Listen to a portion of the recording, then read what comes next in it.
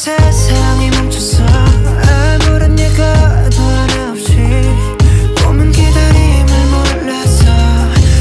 Assalamualaikum warahmatullahi wabarakatuh. Perkenalkan, nama saya Fitri Dinanda. Di sini saya akan menyampaikan materi pertama dari kelompok sangat menyaksikan. Pertama yaitu A. Menelusuri konsep dan urgensi demokrasi yang bersumber dari Pancasila. 1. Apa itu demokrasi? Gagasan tentang demokrasi secara sederhana seringkali nampak dalam ungkapan, cerita, atau mitos. Misalnya, orang Minangkabau membanggakan tradisi demokrasi mereka yang dinyatakan dalam ungkapan bulat air di pemuluh, bulat kata di mukapan. Ada yang mencoba menjelaskan dari cerita wayang bahwa Bima atau Wes Kudara memakai mahkota yang dinamai gelung mengkara unggul. Artinya sanggul dan dandanan rambut yang tinggi di belakang. Hal ini diberi makna rakyat yang di belakang itu sebenarnya unggul atau tinggi, artinya berkuasa. Kedua yaitu pemikiran tentang demokrasi di Indonesia. Menurut Budiarjono, dalam dasar-dasar ilmu politik 2008, demokrasi yang dianut di Indonesia adalah demokrasi yang berlandaskan Pancasila. Apakah sebelum muncul istilah demokrasi Pancasila, bangsa Indonesia telah memiliki tradisi demokrasi? Ada baiknya kita mengikuti pendapat dari Dr. Andes Muhammad Hatta yang dikenal sebagai Bapak Demokrasi Indonesia. Artinya bahwasannya sebenarnya Pancasila tersusun atas dua pandangan. Yang pertama yaitu pandangan berkaitan dengan aspek moral, yaitu Tuhanan yang Maha Esa. Adapun yang kedua yaitu aspek yang berkaitan dengan aspek politik, yaitu kemanusiaan, persatuan Indonesia, demokrasi kerakyatan, dan keadilan. Menanyakan alasan mengapa diperlukan demokrasi yang bersumber dari Pancasila. Hingga sekarang ini kita masih menyaksikan sejumlah persoalan tentang kelemahan praktik demokrasi kita. Beberapa permasalahan tersebut yang sempat muncul di berbagai media dan jaring sosial adalah: 1. Buruknya kinerja lembaga perwakilan dan kedua, isu status rakyat.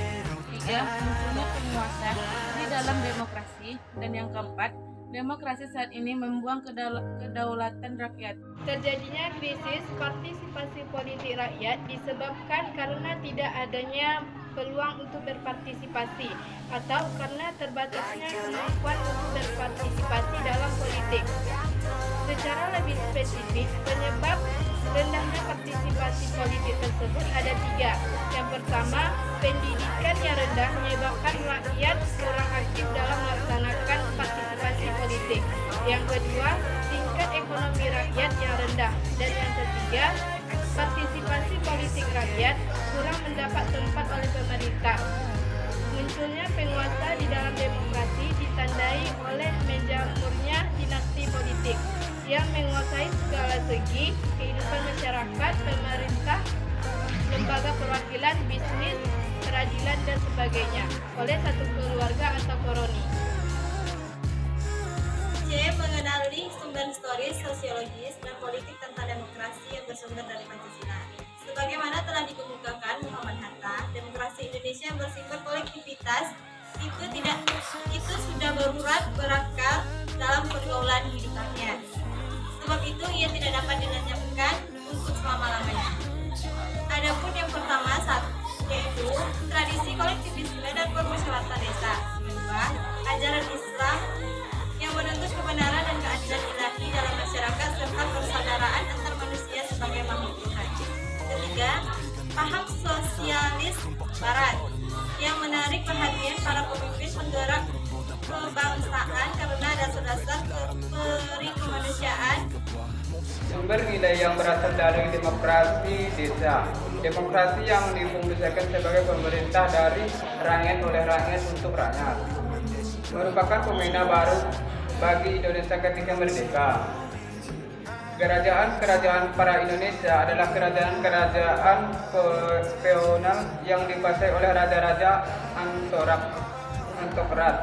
Akan tetapi nilai demokrasi dalam taraf tertentu sudah berkembang dalam budaya Nusantara dan dipraktekkan setidaknya dalam unit politik terkecil seperti di desa Jawa, negeri Sumatera Barat, dan Banjar di Bali dalam kurung Latif 2011.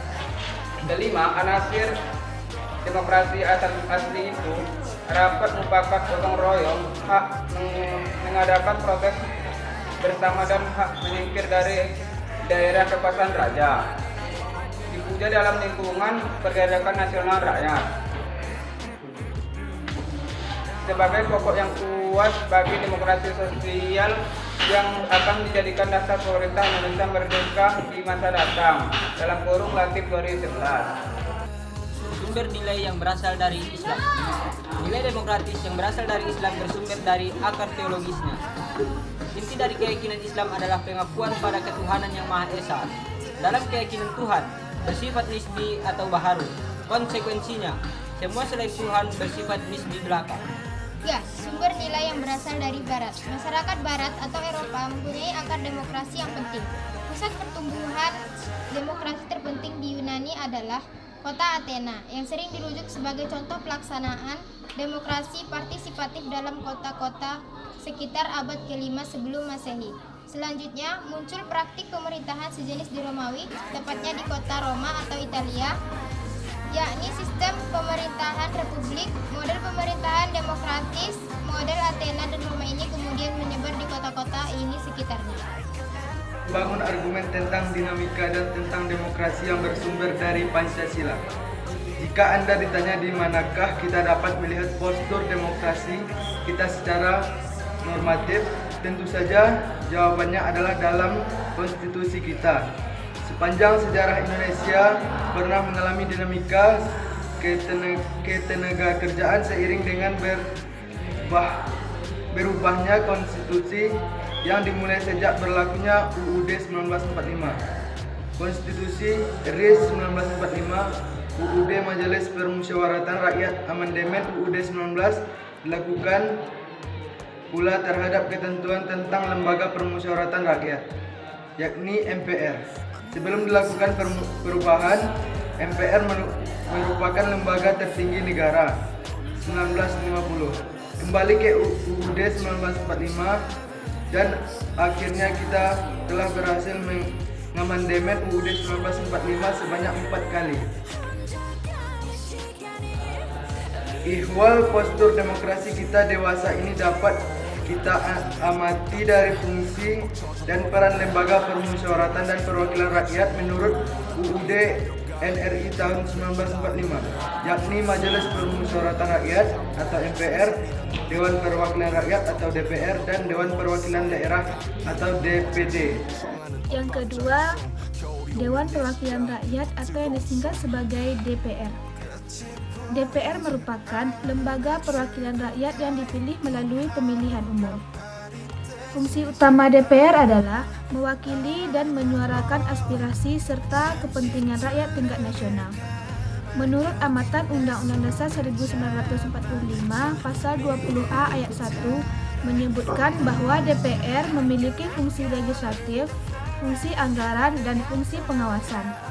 Yang ketiga, Dewan Perwakilan Daerah atau yang disingkat sebagai DPD.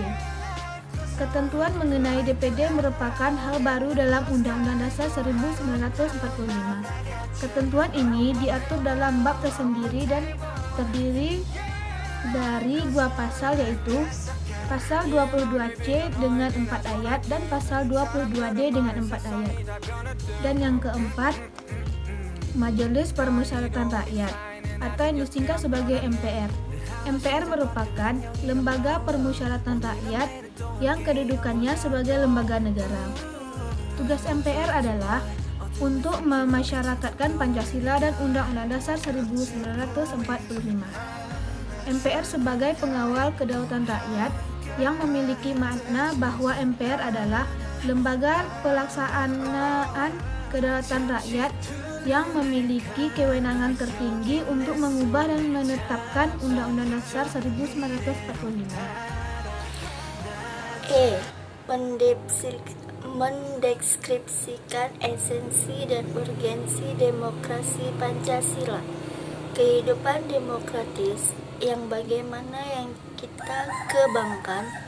Demokrasi itu selain memiliki sifat yang universal, yakni diakui oleh seluruh bangsa-bangsa yang beradab di seluruh dunia, juga memiliki sifat yang khas dari masing-masing negara. Sifat khas demokrasi di setiap negara biasanya tergantung ideologi masing-masing.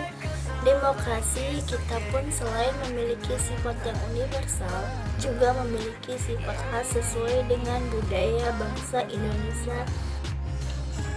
Mengapa kehidupan yang demokratis itu penting?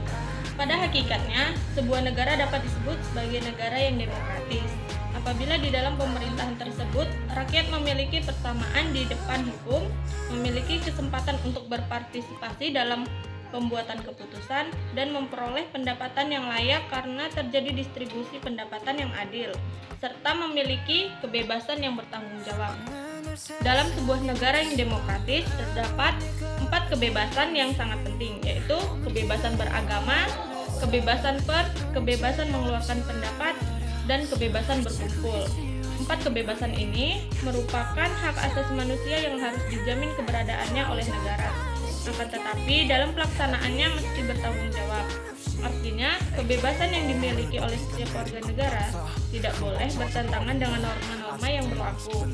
Dengan kata lain, kebebasan yang dikembangkan adalah kebebasan yang terbatas, yaitu kebebasan yang dibatasi oleh aturan dan kebebasan yang dimiliki orang lain. Berdasarkan uraian tadi, dapat kita pahami bahwa demokratis itu penting dikembangkan dalam berbagai kehidupan. Karena seandainya kehidupan yang demokratis tidak terlaksana, maka asas kedaulatan rakyat tidak berjalan, tidak ada jaminan hak-hak asasi manusia, tidak ada persamaan di depan hukum. Jika demikian tampaknya, kita akan semakin jauh dari tujuan mewujudkan masyarakat adil dan makmur berdasarkan Pancasila.